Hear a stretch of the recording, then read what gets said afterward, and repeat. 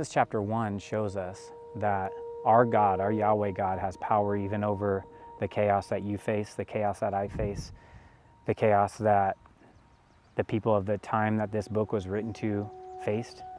You see, our Yahweh God, he has power over that chaos monster that they were so fearful of, that chaos monster that still presses on our life today. Our God has power to put that chaos in its place. He establishes a boundary. He establishes order, and he says, here's the shore. Here's this place of peace. Here's where I dwell. But you know, those boundaries are only as good as us honoring those boundaries. Those boundaries only keep us safe if we stay inside of those boundaries. By the time Genesis chapter 6 comes along and Genesis chapter 7 comes along, we've already flown by Genesis chapter 3 where man turns their back on God, where man chooses chaos once again and turns their back on God's order. Man turns away from God's peace and turns towards chaos. We're actually warned of this in Genesis chapter 4, verse 7. It says that sin is crouching at the door. This is a terrifying verse. And the language in the Hebrew here is actually pulling on a image of the time. And this image of the time was one that was considered a threshold demon, a threshold being like a doorway. And the author was writing, he was saying, hey, sin is crouching at the door. It's always right there. God has put the chaos in his place. God has put, this sin crouching at the door. Over here, there is peace here, but that's only if you're in God's boundary. That's only if you're in his order, following his statutes, following his rules, honoring him, following him with your heart, looking towards him. But by Genesis 3, 6, and 7, man has turned their back on God. And this sin that's crouching at the door still presses on your life today. It still presses on my life today with every thought we have, with every decision that we have, with every habit we form, every TV show we watch, every song we listen to, every movie we watch. That threshold demon is right there waiting for us to welcome him in, waiting for this spiritual being, waiting for us to say, yeah, let's come in. And sometimes we don't even see it for what it is, and this demon comes in and just destroys everything that we once knew. And so much so that in Genesis chapter 6, it says that their world, it was completely flooded by sin, but it says that the human heart was only evil all the time. All the people, except for one family, one man and his family Noah, Noah and his family, their hearts were evil all the time. It was bent towards this chaos. The threshold demon has just come in and wreaked havoc on everything that they loved, everything that they desire, everything. They twisted it all around and turned it into something that was disorder once again. They welcomed back in this chaos monster. They turned their back on God's order and turned their back on God's peace. And that's why I want to turn us to the story of Noah, because it shows what happens when God lifts, quite literally, the floodgates. And chaos is welcomed back in, not because God is punishing them or not because, they have just disobeyed God's rule. God is giving them, over to their sin. God says, you open the door.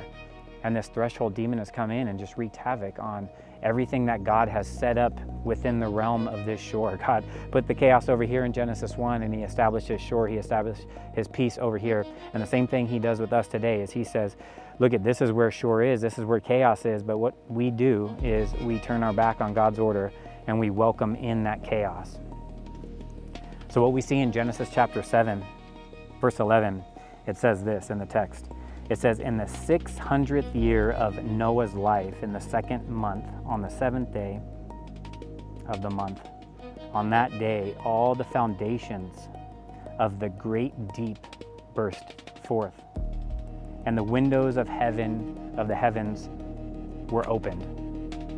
Now again, this is another terrifying verse. At first glance and us reflecting on this story, you may say, oh, that's cool. Randall's teaching on, Noah and a bunch of, cute animals and a boat and an ark and it's raining. This wasn't just a rainstorm that went on here. This wasn't just, some nice rain and some rainbows and all these animals went to, but it is all of that. It's absolutely all of that. But we glamorize it sometimes, and we put it in our children's books and we read it for ourselves and it's in full color and we just think, oh, this is This is peaceful, but it wasn't peaceful for the people at the time. It was terrifying. And we know that because the language that's used here is the same language in Genesis chapter 1, where it says that on that day,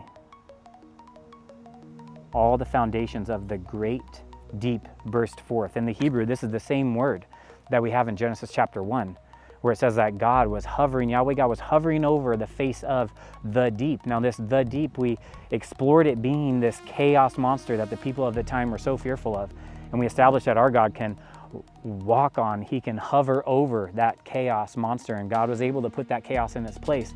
But what we see here in Genesis chapter 7 is God actually allowing that chaos monster to once forth just flood the earth.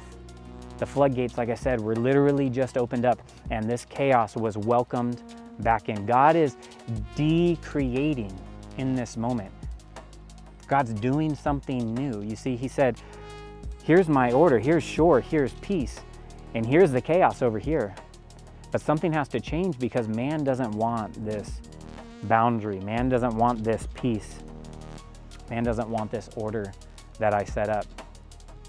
What man wants is chaos. What man wants, what their heart wants is only evil all the time, is only disorder all the time.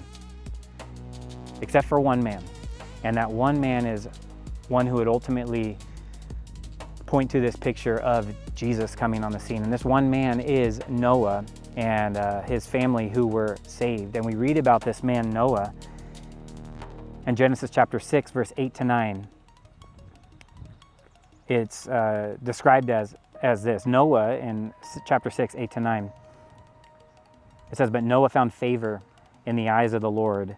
These are the generations of Noah. Noah was a righteous man, blameless in his generation, and Noah walked with God. We see two things here, is that Noah, he found favor with the Lord, and he walked faithfully with God. Everybody else in the earth, everybody else, it says their heart was only evil all the time.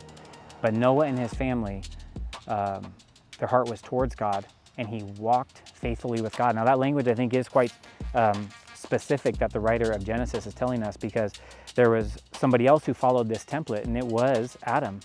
Though Adam sinned, Adam was following the order that God established, which was he walked with God in the cool of the day, and he listened to God, and he talked with God. That was God's order. It was a simple one. It wasn't one that you have to climb, some mountain to reach nirvana, or follow a bunch of rules to just be able to, meet this spiritual being of Yahweh. No. It was a relationship that Yahweh God established, and that's what he wanted in the original design, was just for us to walk with him and to have relationship with him and commune with him. And that's what Noah did. Noah walked faithfully with God, and God prepared a way for Noah and his family. This is essentially a picture of what God did prior to Genesis chapter 7, because you see we're in Genesis 6. Genesis 7 is showing this destruction, God opening the floodgates of allowing this great deep to burst forth, this chaos monster, this absolute decreation to flood the earth. But you see, it didn't end there. It didn't end there with that chaos monster. You actually have to look at how God prepared the way. And God prepared the way. God always prepares a way. He always establishes a new way to save his people, to redeem those whose hearts are toward him, to redeem those who walk faithfully with him. And that's what we see with this story of Noah, is God prepared a way for Noah and his family. Way before, he allowed that chaos monster to be welcomed back into the world. And what we see him do is in Genesis chapter 6, verse 14, we read about what he instructed Noah to do. We're all familiar with this picture, but I want to point out some specific language here that he tells him. He says, make for yourself an ark of gopher wood. Make rooms in the ark and cover it inside and out with pitch. So let me paint the picture for you. What he's telling Noah to do before there was any rain, before there was any crazy storm, before this chaos monster was welcomed back in, was he told Noah to prepare a way by building an ark, by building a box of wood. That's all this was. It was a giant floating box that would do what? It would float on the chaos. God made a new way. He knew you know what? The way no longer is to put the chaos monster over here and to put shore and my order over here. I have to establish a new way. And what God did, what he prepared to do, was to tell Noah, look it, the chaos is gonna come. The world is gonna be flooded with it. You're gonna experience it, I'm gonna experience it. But what we're gonna do is we're gonna float. See the picture? We're gonna float on top of this chaos by doing what?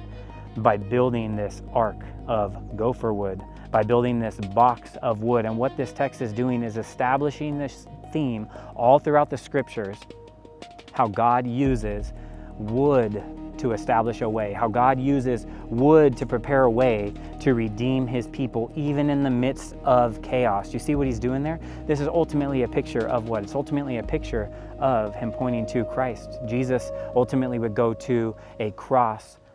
Jesus would ultimately go and be pinned to a tree. Jesus would ultimately go to hang on a piece of wood to do what? To redeem us from the chaos. What Jesus quite literally did was he stepped into the chaos. He stepped into death, and he experienced death by hanging on a tree. And what we see here with Noah is the very first instance of him saying, look, I'm establishing a way.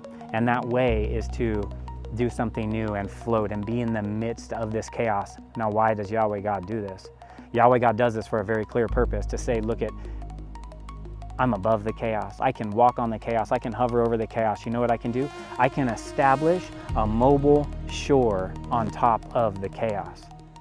That's what the ark is. The ark is a mobile place of peace. It's a mobile shore out in plain sight in the midst of the chaos. That's what this ark is. And as we're going to see as we go through these interludes, you're going to see that this thing that God establishes is this place of peace, a place of order that is doing something new. And he's always showing, look, I have power over the chaos monster. I have power over that threshold demon. I have power over all these spiritual beings that have turned their back on me. I have all this power over these physical beings that have turned their back on me. And I have provided a way for those who walk with me. Now, I know you're listening to this and saying, I imagine you're listening to this and saying, like, Randall, I do know the story of Noah and the ark, and you're painting it in a really, artistic way, and that isn't entirely my goal, though I do love art and I do love painting a cool story, but the reality is we do all face chaos. And we sometimes face chaos peripherally over here, and we sit in God's order and we sit in his peace. But there are those times, and I'm sure you've been in it, or maybe you're in it right now, where it does look like the story of Noah in chapter 7, where the floodgates have been lifted and the great deep has burst forth in your life. And all you see is chaos. Now, either that chaos was because you turned against God, you turned away from God, or somebody around you has turned their back.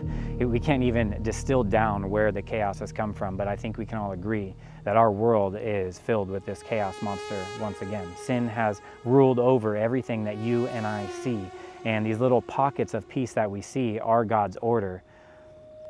But we experience this chaos in a way of you receiving that diagnosis of stage 4 cancer, you getting that phone call from your child who says, hey, mom, dad, I want to marry somebody who's of the same sex. You may get that conversation with your son or daughter when they say, Mom, Dad, I don't really believe in the Bible. I don't believe, the same thing that you taught me. We receive this chaos in our own ways, all different ways. But what this chaos looks like is when it seems so bad and it seems so chaotic, and you literally look around, and what are you trying to do? You're trying to find that shore that was established in Genesis 1, and that you're like, Randall, that shore is no longer, the shore isn't around for me. I can't swim to it. I can't ask God to part. There's no way to go. So what do we do? Well, God has provided a way. He's provided an ark. He's provided a mobile shore. And who is that mobile shore? Well, the ark is a picture of Jesus. Peter actually even says that the ark is a picture of Jesus himself. He is the boat. He is the ark, you see. The book of John, chapter 16, verse 33. Jesus says this. Now, pay attention to these words. Jesus says, I have told you these things so that in me you may have peace. Jesus is saying, I've told you these things so that in me you may have peace. It's literally in the person of Jesus. He's the one, he's it. He's saying, you get him, you abide in me, and what will you have? You'll have peace, you'll have shalom. When there's nowhere to go, when there's no shore for you to swim to or whatever, he is that mobile shore who shows up right there in your chaos. You are drowning, you're down and out, you lost your job, your spouse decided to leave you, you are in the chaos, there's nowhere to go. You draw to Jesus. Now, I'm not giving you this as platitudes, and I'm not giving you this as some motivational speech. He is the one. Jesus is the mobile shore. He is the ark. He is the one who put on flesh to dwell among us. He is the one who would ultimately go to the cross and enter in that chaos and come out victorious. That verse continues on and it says this, in this world you will have trouble, but take heart, I have overcome the world. See what Jesus is saying there is he's acknowledging, look at, in this world you're going to have trouble. Are you in the chaos right now? That's what he's saying to you. He's saying, are you drowning right now? Are you looking around for something to grab onto? Are you looking around for that food, that drug, that thing to numb you? Because that's not it. He says, hope in me because I have overcome the world. I love that because Jesus isn't saying, do this thing, do that thing, because I've overcome the world. Try harder and overcome the world. He quite literally says, abide in me, get in me, and you'll have peace. Why? Because I have overcome the world. God doesn't call us to overcome the world. Jesus doesn't call us to overcome the world. Why is that? Because he's already done it. The Bible says that he sat down at the right hand of God. The Bible says that it is finished. He cried out, it is finished. He is absolutely done. What is he done with? He's done with fighting the chaos. He's already defeated it. He's already expressed power over it time and time again. So I tell you this story of Noah, not just to paint a pretty children's picture of a classic story that we know, but I'm telling you this story of Noah because it's ultimately pointing to the one who would provide a way for us even in the midst of the chaos that was once again flooded into our life. The story of Noah proves this, that even when the entire world is drowning in chaos, God knows how to build a vessel of grace. So I want to remind you that when you have no ground left to stand on, He, Yahweh God, will always provide the wood to keep you from sinking. Sometimes the only thing left to do is get in a boat. Come and eat, come and see a chocolate fire for you and me on the shore.